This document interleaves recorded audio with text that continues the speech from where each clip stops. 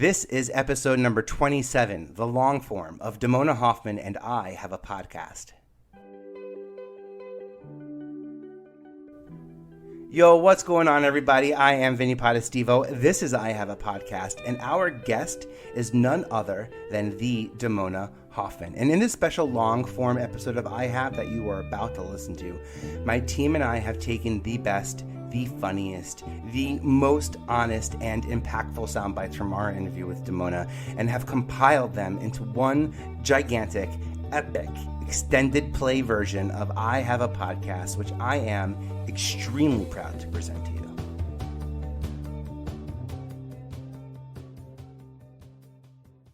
Well, it started initially, nobody knew what podcasting was. It had been around for a while, but the especially coming from broadcast network and cable television, it was so foreign to most people that I initially started out doing it as an internet radio show.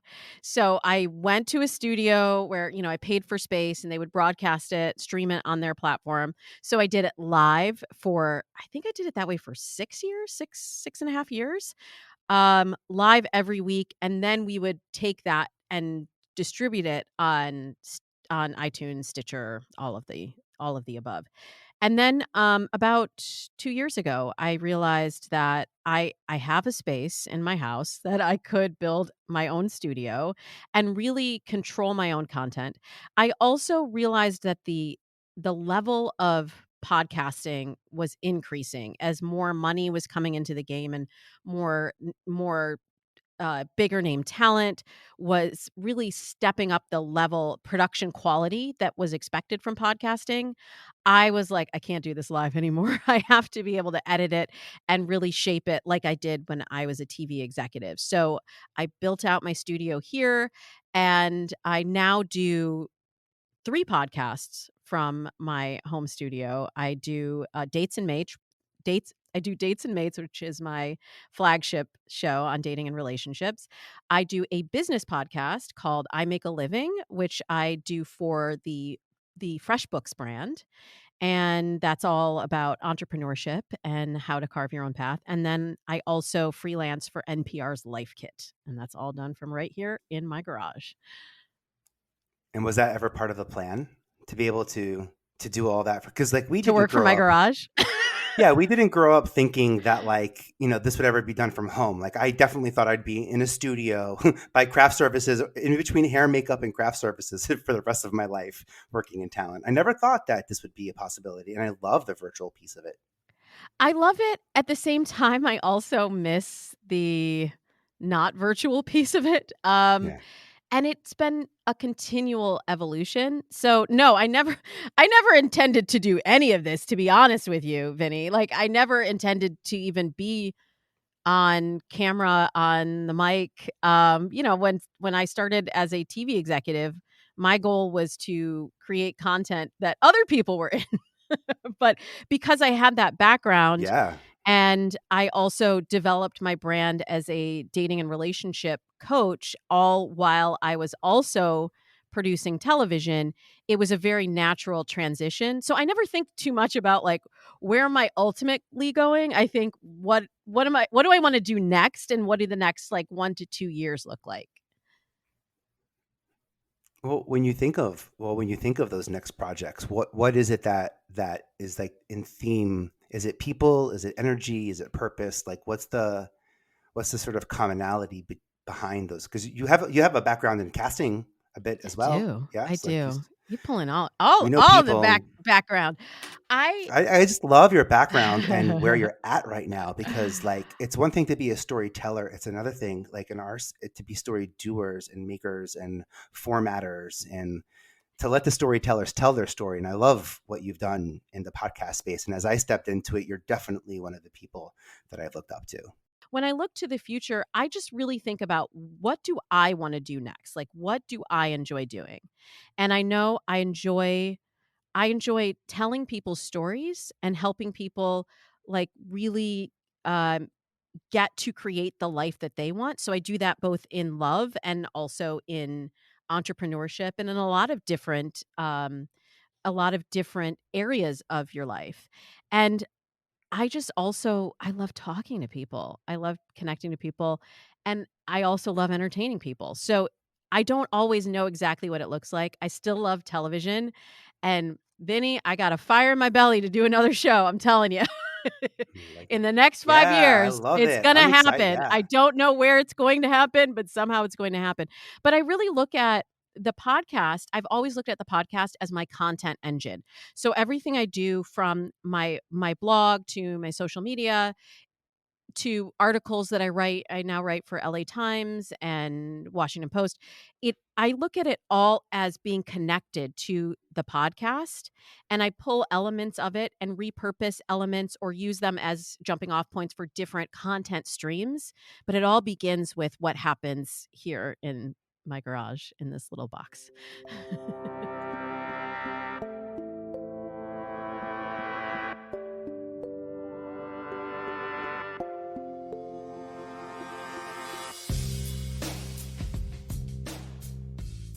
Sometimes you don't choose your path chooses you. Ooh. So when I was working in casting, actually, I was at CBS and working at the network and finding that there were really talented actors that just did not know what to do to get noticed by someone like you or me. And they didn't have the right headshots. They didn't know what to do when they got in the room. They were maybe really well trained, but there's this whole other piece of marketing and presentation that was not being taught to actors. So I started out teaching these marketing classes at night on all those things that I talked about, and I was dating at the time and on dating apps, and realized the similarities between a headshot and a profile pic and a first date and an audition. So I ended up applying those techniques that I was teaching actors to my own online dating experience, and I met my husband, and people were like, "Well, how'd you meet him? Wait, online dating, it actually works?" Well, it never worked for me. And I would look at their profile and find that there was a mismatch between what they thought that they were saying and what they actually were putting out into the world. So I started initially just as a profile writer, and it was never intended as a career. I just the whole time I was a TV executive. I did that on the side. It was all word of mouth. People were just Yeah. like, Damona's doing, go to Damona, get your profile on. And after Yeah, she'll I make you better. It's funny, Damona, it's funny to think of you sitting there looking through all these profiles, and you're just like, if only you would have said XYZ, then you could have booked this gig. It could have been so easy for you, guy. But like, just not how you represent your talent, buddy. It's just like, it's so frustrating sometimes when how off people's interpretations of how their talent is perceived and also projected. So it's awesome yes. to hear that you saw that pain point and we're like, let's fix this. Yeah, and sometimes it's so subtle, Vinny. Like, I mean, you know this. Like, it could just be that you're showing too much skin, and it makes people think like you're never going to get called in for the doctor if they're looking at you and thinking like she'd be better as like girl in a bar, like. And it's Right. the same thing with dating. It's just like, well, you got to sort of cast yourself into your love story. Like, what do you want people to see? Of course, we are all multifaceted, multidimensional. No, you can't put people in a box, but at the same time, I look at your profile as you're the curator of the museum of your life. So you don't put all your paintings out there on the floor. You need to curate them and show people the ones that tell the story that you want to tell them at first. And it's always a progression. Like, I would say this to actors too. Get them to think of you for one thing before they'll think of you for everything. So if you just get in the door, look, if you always go in, like, I have a friend that played the bellhop, seriously, no joke, about a dozen times. I don't know what it was about him that made everybody think that he was a bellhop, but he kept booking bellhops. And then he would go in and do his best work every time. And then he would get hired again and hired again. And eventually he was able to break out of being the bellhop. But like, I don't know, I would rather be paid to be a bellhop than to not be paid or be working at all. And a lot of people fight against that idea of just like, no, no, no, don't put me in a box. And believe me, as a person of color, and like, not just as a person of color, as a person who is Black, Jewish, biracial, like, I I come from I and I'm from the Midwest where, like, no one looked like me. No one had my background. No one had my religious experience. I've always been a little bit of a fish out of water. And so I understand the pushback of not wanting to be put in a box, but at the same time, you have to know which parts of yourself to shine a light on for the opportunity that's in front of you at the moment. And has that changed? Because we talk about this initially as like a photo, and I'm like, and then video profiles. I'm like, oh man, you go and change the rules. I don't know if we're ready for video profiles, to be honest. They're coming. I mean, they've been here. They've been here. Yeah. Match tried it, and there's a bunch of dating apps that are like, video dating, chat roulette kind of things. I um I still think it's a little bit it's that process of it's like the drip of getting to know someone over time. And like Dr. Helen Fisher, whose work I follow and adore, she talks about slow love or slow dating and really letting that connection unfold and revealing yourself in increments over time. Like, I feel like now we're in such a rush. That's the biggest change that I've seen since I started coaching like 15-ish years ago is the speed of dating. Like everybody's just like, I want to get to the result. I want to get to the end. And I think it's mostly, I think, driven by the way we communicate now and social media. People want to blame the dating apps, but I don't think the dating apps are the problem. I think it's the technology that has made everything accessible at the blink of an eye that makes us then put that same pressure onto a process that really does take time. You can't know what the outcome of your relationship is going to be. You can't know if they're the one the time that you meet them. You have to see how you interact over time. You have to build trust through a series of interactions, and you just can't shortcut that.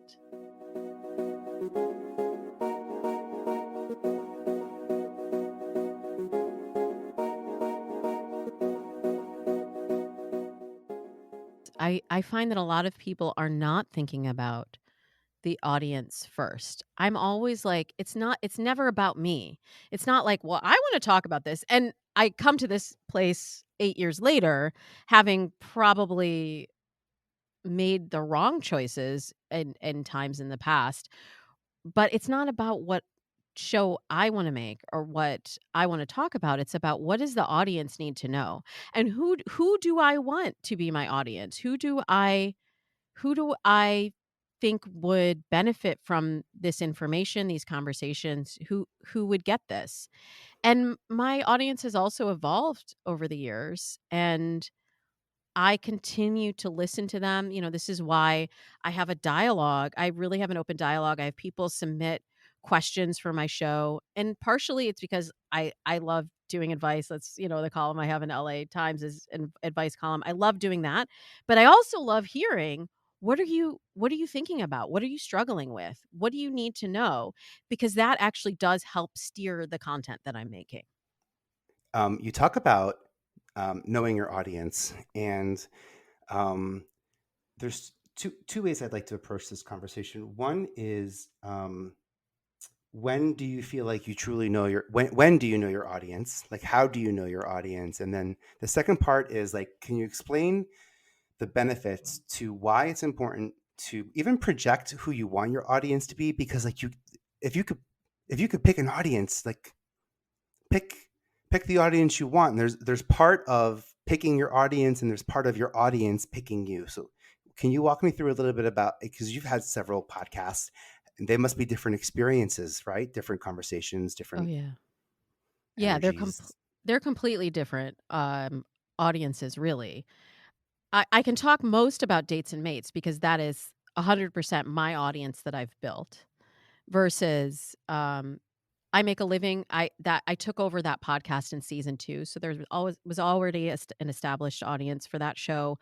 Plus, it's an established brand. It's a, accounting solution that a lot of entrepreneurs use. So that to me, I was like, I need to speak to the audience that's already there. Dates and Mates really evolved based on the responses I was getting to certain topics. And I've always believed in inclusivity and wanted to create a space that really spoke to a lot of different people's experiences in love. I will say at the beginning, there's all these marketing experts, right? And people who will tell you like this is what you Yeah. should do with your business. And people I was like, I want to be really Well, I'll say inclusive. there's answers everywhere if you look for them, right? There's answers everywhere you look. Right? And you also So be careful where you look. I feel like, comparison, what do they say? Like comparison is the enemy of see, I'm not good with quotes like that. But if you are looking at what other people are doing, you're always going to be like, I'm not doing enough. So I was like, this person's making this much money coaching and this person's podcast is number 1 and like what do I need to do? And I was instructed to really fine tune my audience, which is a smart thought process, but to really focus it in on like, look, you got to have women or men. And I've just always been someone who's really gender inclusive and inclusive of different orientations and different you know, just different lifestyles. And I was like, I don't know, like I don't really want to do that. I don't want to make people have to declare like I am a cisgender, straight woman looking for a man. But that was kind of the direction because that's all that was out there. That was the direction I was pushed into. And then I feel like I developed an audience that wasn't really mine necessarily. So as Mhm. I have moved into topics that are a little bit more in alignment with the way that I look in the world at the world, I have a lot of queer listeners. I have bisexual listeners, I have transgender listeners. I have people that choose not to define their orientation or their gender identity at all, and I love that. I love that this can be a safe place where everyone can get love. And and now I work with the OkCupid brand, which I feel like has also been on that path for a long time. They were like the first to add different gender selections on their app. And I love that like now it feels like my audience. Like I still speak to straight cisgender women, but I like that it doesn't have to be defined by the way that other people told me it has to be defined, and that has opened up the possibility of a new audience of people that also feel the same way that I do. Does that make sense? Yeah, it's interesting when you talk about landing on an audience that isn't necessarily your your audience, and I'm sort of put into a place where I'm like, I can imagine people feeling like needing to serve their audience and maybe being always off or feeling disconnected, and I can see how people feel like they might not be doing a great job at communicating a message if the audience isn't receiving it. And it's a great awareness to say maybe it's not you or your message, maybe it is the wrong audience, because the wrong audience in front of the right message will give you a bad result. Yeah, like I remember I did an episode on politics and dating because at the as Trump was running for office. We didn't know what was gonna happen, but Yeah. it was a really charged time. I mean, still, we are more divided politically in relationships than ever before. That has now taken a bigger like, if we look at the OkCupid data, people are more likely now to date outside of their geographic area than outside of their political area. And that there's never been a time in history where that was more true. It's surpassed gender, it's surpassed religion. It's the most important thing to most people on their list. And I was feeling that and I felt like my audience needed to know that. And so I did a topic on politics and love. And I got a couple of very nasty responses and you can read them on my reviews if you'd like. And people were like, "You shouldn't talk about politics. It has no place in dating. Like I'm here to listen to dating." And it was like, "But you can't extricate those two things are not mutually exclusive. I have to talk about politics. And yes, it's not necessarily like I have this conversation with my producer a lot because I feel like my show is not a political show. It's not there. I'm not there to promote my political agenda or perspective. But again, it's about inclusivity. I am I would be doing my audience a disservice if I didn't at least raise the question and create the platform for the conversation to unfold. So that person probably unsubscribed, but you kind of have to know the difference between what is one person's offhanded comment and experience and serving the larger audience, and it's sort of it's a dance to thread those different points of view. I love that you said to discern, the volume of this one person's voice, because the people who complain do tend to be the loudest, way more so than happy applause. So it certainly Exactly. can feel, like the whole world is coming down on you just because, one person from who had one, bad day and an interesting upbringing that led to an interesting perspective, I'm sure, um, Yes. to really change the energy out there completely.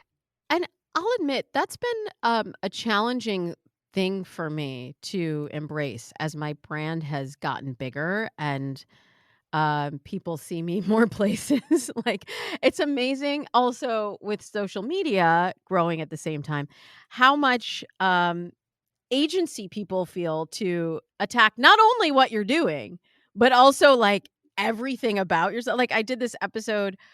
So I'm the love expert on the Drew Barrymore show, and I'm just there, Vinny. I am just there to help people. I'm giving them my advice from 15 years of coaching people on dating, predominantly helping people through the use of dating apps. And like I got this one person that was just hella mad, and they were like, It your dating advice is trashy. Dating apps are trashy. Also, your hair sucks and you're probably not a very good mom. I was just like, why? Why do we have to go You're there? probably left-handed. You probably don't even like the color yellow. You probably you probably spell correspondent wrong. It is so Ridiculous, extra. ridiculous. By the way, It's everyone's an expert. Everyone's an expert, huh? right. It's But so I'm like, extra. I'm also like, I think we really need a cultural shift around this of just like, I mean, and I've observed this not even Yeah. just with my own content, but like people are like, oh, I was trying to, bitch about Peloton instructors and everybody on the page like jumped on. I'm just like, why do you need to bitch about Peloton instructors? Can you just accept that they're doing their best? They're doing their best and trying to help you. And can that be it? But, it's just it's a You know, touchy time. I was gonna say they need to be taught creative feedback, creative criticism. That's a beautiful painting, and I love those colors. And a different palette to do that in might be these over here, or that's a wonderful direction. And there's a wonderful one of my favorite clients, Peter Thomas Roth. He says this to me, Vinny. That's a great idea. Another way to do it is since we're throwing in expert opinion here, another way to go ahead and do it. Coming from the background in traditional media where we did have to do that, Yeah. we learned that skill set, but a lot of people have that eye now or that ear and haven't gotten the rest of the education. And so I just like to like it's kind of like the do no harm philosophy.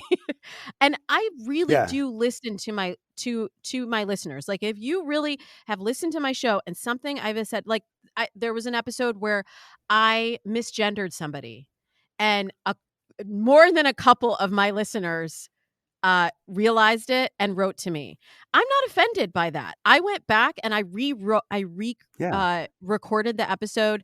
I I I did an apology on Instagram, and I really aimed to fix my mistake. At the same time, if people just are like, How cool that they I'd knew they could really reach out to you. right, right, because I really am listening to my audience. And if they are like, I really need this is why I like creating the dialogue and having people submit their questions, because then I really know what they need to know. They're like, have you done an an episode on interracial dating? Have you done an episode on this? And I can say, yes, I have. I mean, there's pretty much no topic in 8 years that I have not covered. So I'm like, yes, I've done that. But I forget because I've been doing it so long. Like, to me, 2 years ago, it feels like yesterday, but I'm like, oh yeah, that was 2 years ago. And I have to sometimes go back through my library and pull clips, or I'll say, you know what? I've realized I haven't talked about this in a while.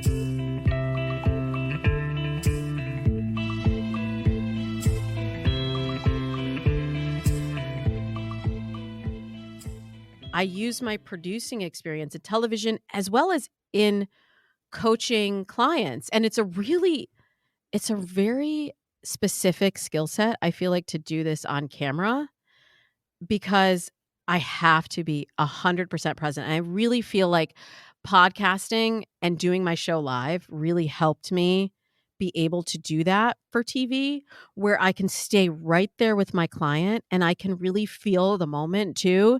And I can feel like, for TV, like, we want to see the emotions. So I know, like, I can fill this space and I can talk through it. Like, if I were in a conversation with a friend and didn't want them to get too down, or I can let the moment land and I can wait and I can ask one clarifying question that then brings the wash of emotions out of them.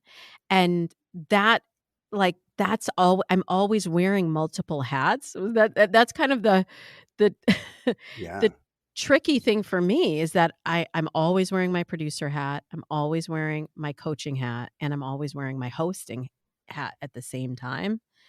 And that's why I also feel like I know there's more TV in me to be done, but in the meantime, I Yeah. love getting to explore that on the podcast, because it's a little bit like lower stakes space to sort of play and see what I can learn and what I can share with the audience. No, I love that. You talk about, just being able to be really present to do your craft, especially if you're doing it on camera. It's so important to be able to just be focused on your craft and not be thinking about, is my agent getting me my next gig? Is the merch coming out? Is my website, like all of that? Is my next gig? Am I doing it right? Am I doing it right? Are they going to ask me back? Like all of that noise that accompanies, those opportunities, to be able to like sort of laser in and focus and be present with those clients. Because if you're not, and we pick up on it. We're the HD cameras and our impeccable eyes, man, like our ears, we hear and see everything now that used to, fly by us. We got to work on a project over at FYI together in television. You've talked about, getting to be on the Drew Barrymore show. What's your advice for people who have a podcast, who are looking to elevate and expand into larger media properties and looking for more coverage and looking to sort of grow their brand? Right. Well, it begins with the work that you're already doing. A lot of people are like, they see me on Drew Barrymore show or they see me on FYI and they're like, I want to do that. They're just like, Yeah. fast forward. But one, I laid the foundation for that in all the years that I was a producer on television. And I also have really built my on-camera brand incrementally. So I started out, one, I was doing the podcast, so I had content that I was already creating for myself. So I had the experience. Like, whether you're doing this in your garage, I know it sounds really glamorous, Yeah. but if you're doing this in your garage, you have a practicing ground where you can hone your skill to be able to take it anywhere that you want it to go. And so I was doing that, but at the same time, I was pitching for news stories, and just to be able, like, if you can do a local news segment and you get 4 minutes to get 5 talking points out, then you can do a television show more than likely. And you have to build in a place where the stakes aren't so high. So initially, I was spending my own time and money. I would drive out to Palm Springs, 2 hours from where I am, but a smaller market, and they'd say, "I have the 5 a.m. segment," and I'd say, "I'll take it." Like, put myself up in a hotel, use my hotel points, and just make it happen. I'd drive to San Diego, and after doing that so many times, then I had a reel to be able to pitch myself for bigger opportunities and bigger opportunities. Also, Vinny, I have used my podcast as an opportunity to build relationships with the people that I would like to know. So I didn't get this LA Times column just by like pitching myself and submitting, open queries. I was like, I love the LA Times. It's my home paper. Wouldn't it be cool if I had one of the editors on my show to talk about, they have a column where people like tell their their romance stories. And I was like, I'll have her on. She can talk about her stories. And then if there's an opportunity for us to collaborate, then we can. And And the I'm seed's been always planted. playing the long game. I'm always playing the long game. I'm always building relationships for the long term. I'm never like, what can I get? What can I get from you? Like I'm sure you dealt with a lot of talent that is just like Vinny, you are the chair. You are the chair that will get me into the network, right? And that's just never been my philosophy from the time I was an assistant at CBS to the time I was an executive. And I still have people that have given me opportunities now that I worked with when I was an assistant. So I just always look at building the relationship, and from that episode, I was able to foster a relationship and ultimately turn it into a column. And Yeah. so I never know where it's headed, but if you're staying present and if you're really focusing on connecting to a person and maintaining the relationship, you can build from wherever you are. And so you're using that for sort of direction, and then you're nurturing these ideas in a really steady, incremental ways, so that it's really sort of growing into its own strength, as opposed to maybe a preconceived notion of what you wanted it to be versus like what you're hearing from feedback, and as the words and leave your mouth and hit your ears, and you're like, oh, you know what? Maybe I quite didn't think what I thought there. And it's also going back and re-listening to the interviews that I've done. Like I study myself. I'm like, oh, okay, you weren't smiling, and on camera that didn't look like you wanted to be there, so you need to Smart. smile a little bit more. There's one clip that always makes me giggle where a host completely botched my introduction. Like she had no idea what it was saying, and she's like not paying attention to the commas, and I didn't know the camera was on me because I was just like listening to her like botch it, and my face, I don't know if anyone else could read my face, but my face was like, what the hell is this lady saying? And it's so obvious to me now, but Like, like at Ashton the Kutcher, come time, out. Where are you? oh, no. And I'm getting But, like, punked. my face was so like, I could read my face from a mile away in HD, of course. That's so So, funny. I learned from That's that. I was just like, hysterical. "Okay, you have to assume," like, because you never know when they're gonna switch to cameras, right? If you're doing live television. So, you have to assume that the camera is always on you. Assume that the mic is always hot. Like, there are a lot of people that haven't learned Yeah, that lesson yet. So, that's very that's true. where I begin, and then I every time I show up on set, no matter what I'm doing, if it's a 5-minute news segment or it's an episode of television, one, I I practice my talking points, like I know exactly what I'm talking about. I never go in there half-assed. There's no small opportunity because you never know who's going to be watching. You never know where that clip might end up. And my goal is always like do a great job so they will ask you back. I never go into any opportunity thinking I'm going to do this once. And sometimes I've only done it once, but more often than not, I show up, I'm prepared, I'm camera ready, I know my stuff, and I smile. And more often than not, then when I follow up, they're like, "We'd love to have you back again." Yeah, only one so far. So far. That's all. Right. It's Right, it's exactly. you know it's pretty hard to get asked to do something, to be really honest and to be very transparent.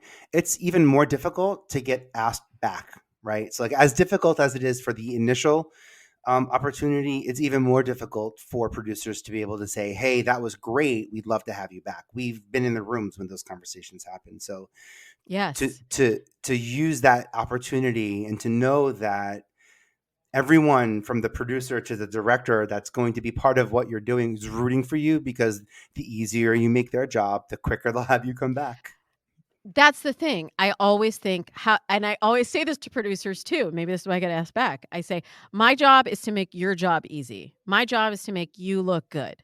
So I make sure that I'm fully prepared and fully present in the thing that I'm working on. I'm not thinking about getting the next gig in the moment that I'm there. I'm thinking about do the best job.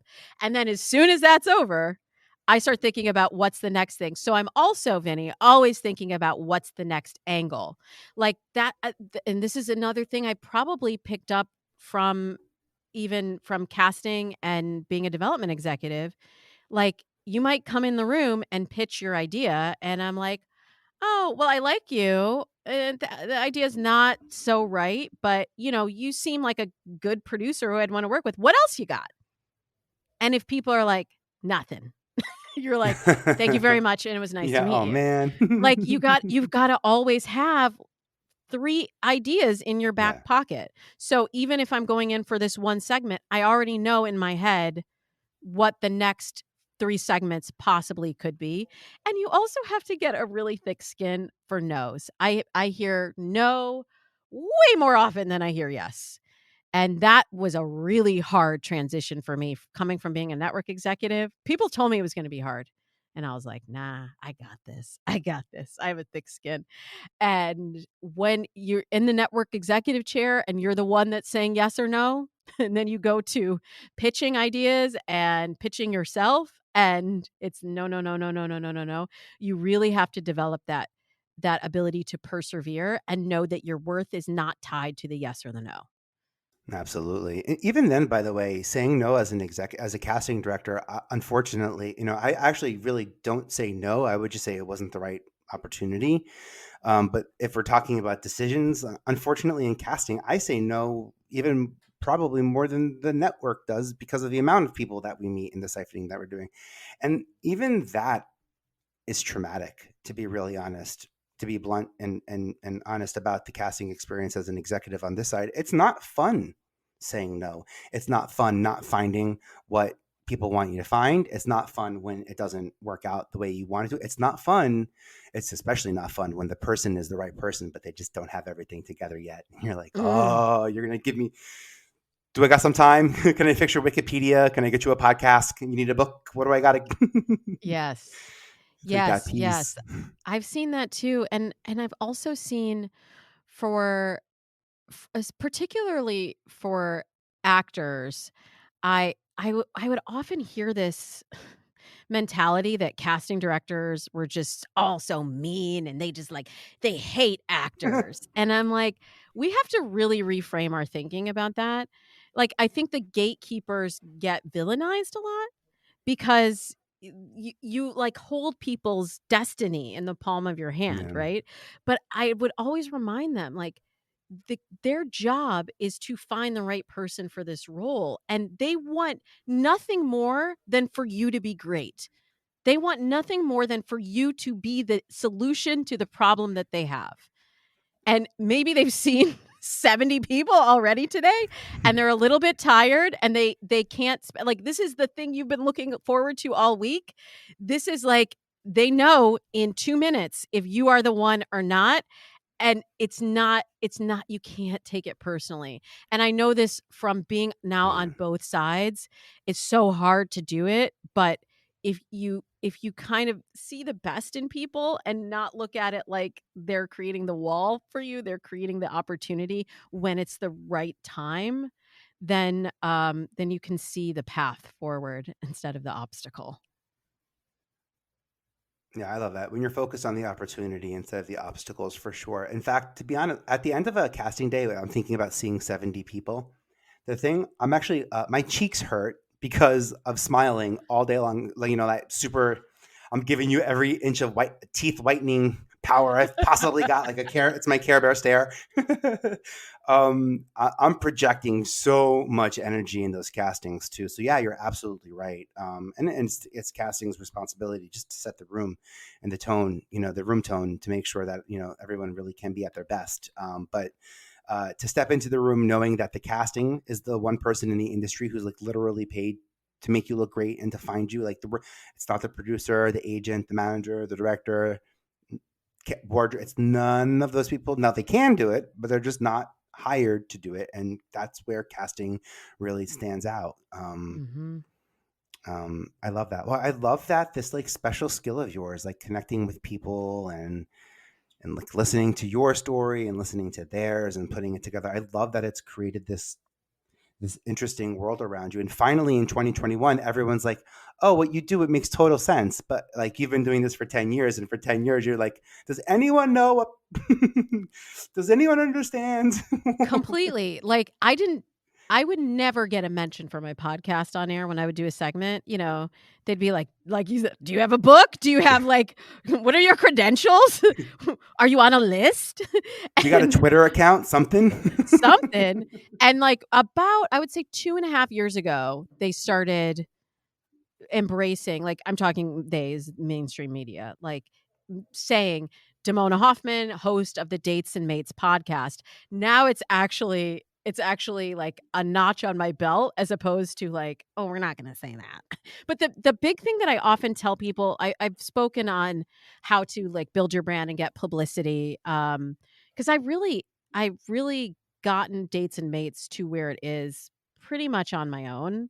I have a podcast publicist now who helps me book interviews on guest interviews on shows. But for a long time, it was just me hoofing it. And Yeah, it's hard. the thing that I think a lot of people don't realize when they are doing promo interviews is like, it's your job to promote your stuff. It's not the host's job. Like, so many times I would hear from people like, "Oh, I went on and then like they didn't ask me anything about this and I never got to say that I have a podcast or a book or whatever." And I'm like, "That's your fault." It's not up to them to steer the conversation to the thing you want to talk about. It's up to you, and this is a hard skill to develop, but it's really important to like see how to weave your story and the thing that you are promoting into the conversation that you're having on your own without having to be prompted by the host. Well, as you said earlier, just many, many hats, many, opportunities, and going in and knowing what you want out of it is why it's even more important, because people will take you along for the ride and they'll take you on their journey and they'll want to jump on yours. But like, when we see these actors sitting down at junkets and we hear them repeating the same thing over and over again, and we flip the channels and we say, why do they say the same thing over and over again? Because if they would have said like what oatmeal they were eating, that's what the news would have covered. They would have not have covered the point of the entire press junket, which is, watch the movie. Yeah, what is it about? Because too many people are like Dates starting and podcasts mates. that are just like, I'm interesting and my friend is funny and we're just going to talk about stuff. That's not a podcast. that is happy hour at your house. What is the angle? What's your point of view? I think there's enough room for everybody at the table, but you got to know like which chair you're sitting in. That's it. I love it. And for people who have been listening to us talk about dates and mates, when, where, how can they find it in you and all of your awesomeness? Well, thank you for asking. What a wonderful host to tee up my my promotion. Dates and Mates is a podcast on all of the major podcast platforms. It is not your mama's love advice. So that is the angle. And we talk to everyone from magazine editors to authors to love experts to celebrities about how to find love in the modern world. And then I also do the I Make a Living podcast, which is coming back in late April. And that's for entrepreneurs, freelancers, side hustlers, anyone who's trying to make their own way in business. I mean, all of us, That's everyone, everybody. Basically, it's for everyone. everybody. I love And then I'm that. on all the socials at my name, at Damona Hoffman. Well, you're awesome. And thank you so much for carving out time to connect with me on this and just sharing your energy. And I just, I'm in this space, and as I figure out, my footing, I just love figuring out who my neighbors are and what energy is out there. And I do believe in finding love online. I met my man online 10 years ago. Hey. And I've been finding people online. I've turned that into a career. So like, I fully believe in like what you're doing, and I just love the narrative that you've put to it in a really, I don't want to say provocative, but in a pushing way where you show up and you make people think, and I like it. Thank you. Thank you. Well, it's an honor to know you, and I am really excited to be on this journey with you. So thank you for having me on the show. Thanks for listening to I Have a Podcast. For more information about today's episode, visit us at ihaveapodcast.com. If you like what you've heard, follow us or subscribe to be notified of our next episode, and we appreciate any kind reviews.